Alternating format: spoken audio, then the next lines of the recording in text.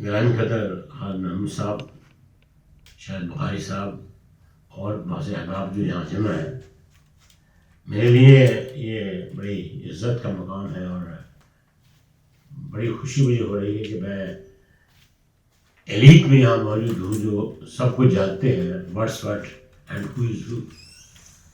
آپ ان کو جو جانتے ہوں کہ سب کچھ ہے کیا، انہیں مزید کیا بتایا جائے، یہ ایک بڑا چیلنج ہے میرے سامنے۔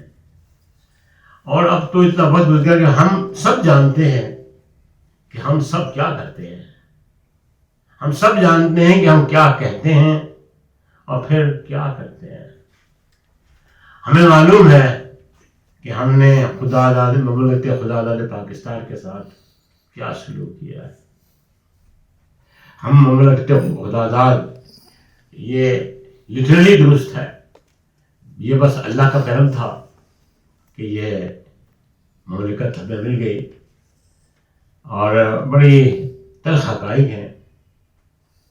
جب پاکستان، اب دیکھیے 1927 میں اس کے بعد قائد اعظم تو یہاں سے ناراض ہو کر چلے گئے تھے ہندوستان، وہ محسوس ہی نہیں کر رہے تھے کہ یہاں کوئی صورتحال بہتر ہو سکتی ہے۔ ایک الیکشن میں علامہ اقبال نے حصہ لیا تو وہ بھی بڑے مایوس ہوئے، حالانکہ علامہ اقبال کا نام تھا، سب لوگ واہ واہ کہتے تھے، سب لوگ ان کا کلام سنتے تھے، لیکن نتیجہ بالکل برعکس تھا۔ وہ کامیاب جس طرح سے ہوئے، انہوں نے فیصلہ کیا اس کے بعد وہ کبھی ایسی جسارت نہیں کریں گے۔ تو حضرت گرامی بات یہ ہے کہ یہ چیزیں ہم سب کو معلوم ہے، اور میں نے خالد صاحب کو کہا بھی تھا کہ کچھ باتیں ایسی ہیں جو کہیں نہیں جا سکتی، اور نہ بھی کہیں جائیں، معلوم سب کو ہے۔ حقیقت یہ ہے کہ ہمیں تو خود جو المیہ ہم پہ بیتتا ہے وہ یاد نہیں ہوتا،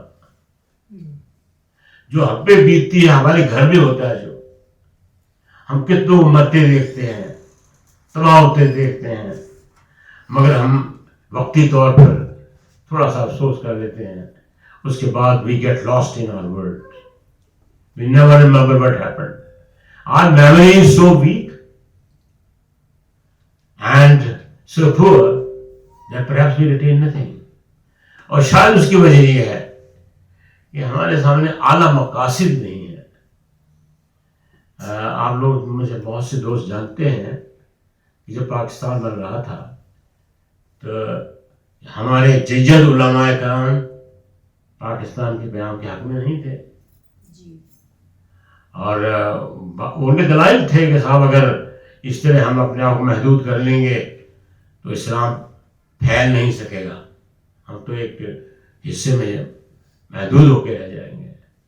تو یہ بہت بڑا ایک طبقہ تھا، اور علماء کا جو بڑے پڑھے لکھے تھے، اور وہ ابوالکلام آزاد کے بارے میں جب یہ بخاری صاحب مجھے بتایا کرتے ہیں کہ وہ تم کیا چاہتے ہو، وہ تم اپنے پانی کے سارے منابع بند ہو جائے گی تمہارے، تو تم علیحدہ کس طرح رہو گے، تم رہ نہیں سکتے۔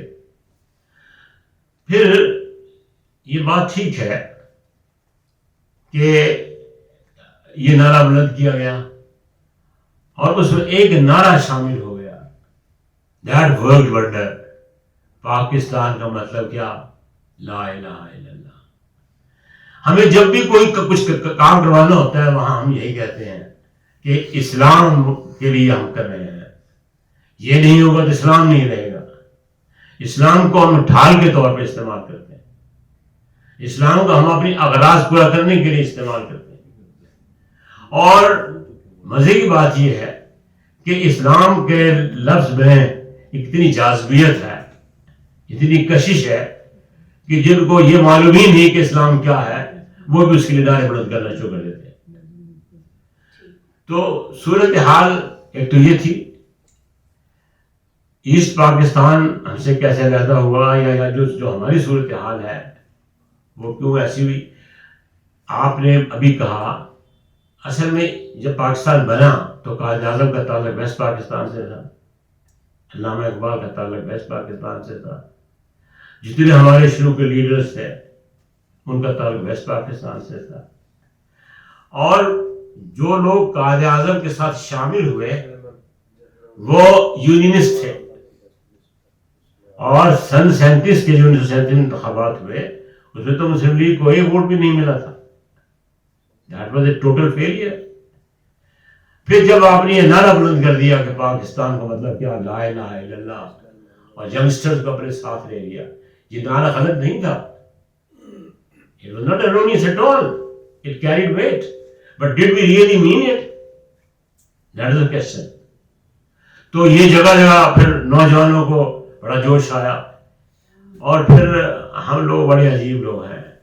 میں بڑی دکھ سے کہتا ہوں، ہم حج بھی کرتے ہیں، نماز بھی پڑھتے ہیں، روزے بھی رکھتے ہیں، اور ہر وقت اللہ اللہ بھی کرتے ہیں، لیکن ہمیں کبھی اللہ کے بندوں کا خیال نہیں آیا.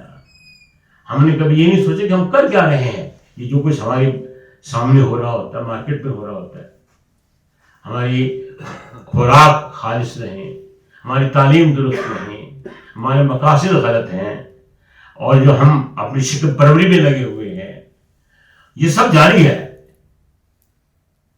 یعنی آپ مسلمان بھی ہیں اور مسلمان کچھ بھی ہیں. یہ ایک ڈائکوٹمی، اس کی کچھ وجوہات ہوں گی تو تلاش ہو رہی ہیں.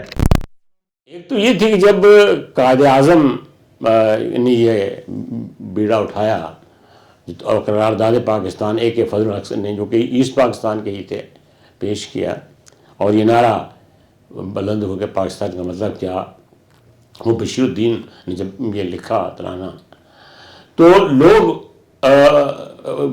ظاہر عوام الناس اسلام کے نام پر مر ضرور سکتے ہیں، اسلام کے قوانین پہ عمل بالکل نہیں کریں گے. یہ میں نے بہت کم لوگ دیکھے ہیں جو who are actually acting upon the spirit of Islam.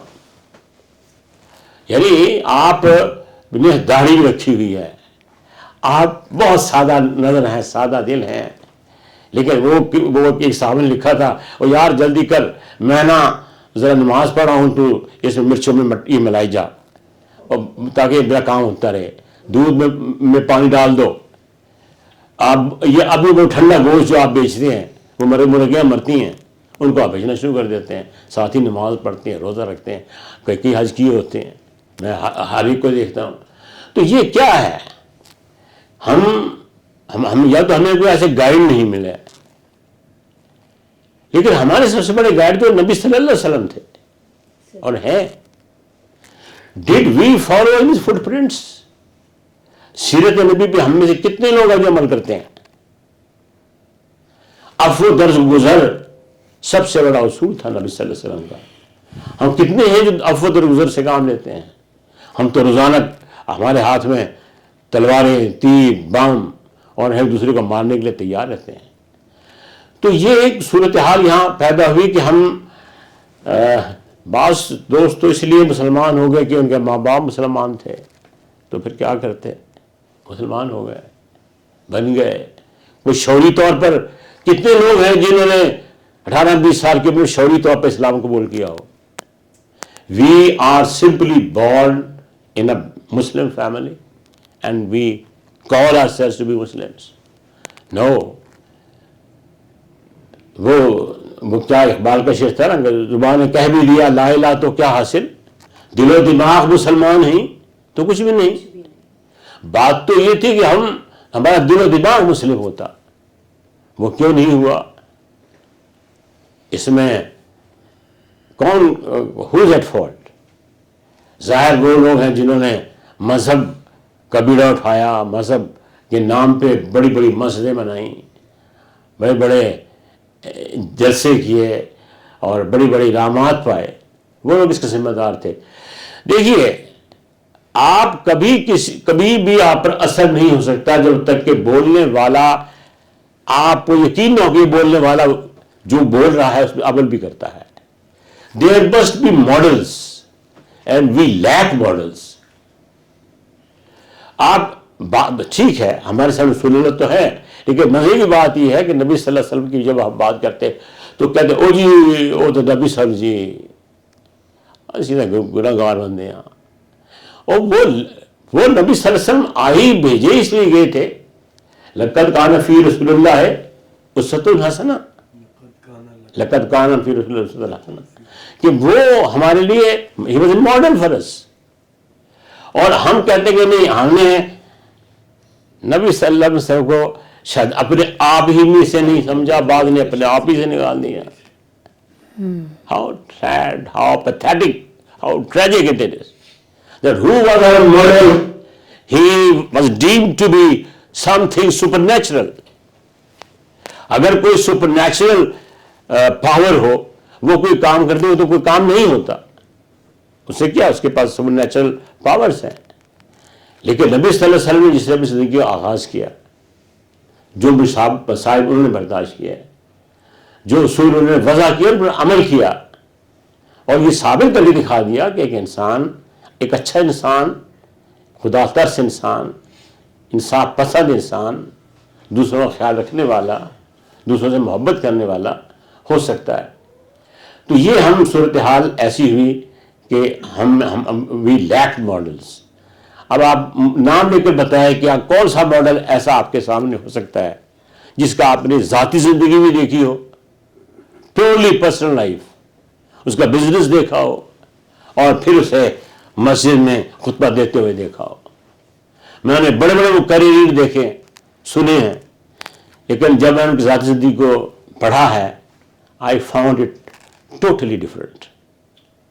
And that is really a sad reality. تو بہرحال یہ اچھی بات ہے صرف ایک کہ جب اسلام کا نام آتا ہے ہم نعرے لگانا شروع کر دیتے ہیں، اور اسلام کے نام پہ جانے کتنی قوتیں برسر اقتدار آئیں. تو چنانچہ جب اسلام کا نام لیا گیا 47 کے بعد، تو بچہ بچہ یہ نعرہ بلند کرنے لگا، اور عوام الناس کی توجہ یہ نہیں کہ پاکستان بنے گا کیا بنے گا، لیکن یہ تھی کہ ایک اسلامی کام ہو رہا ہے، بس ہم خدا کی زمین حاصل کر رہے ہیں.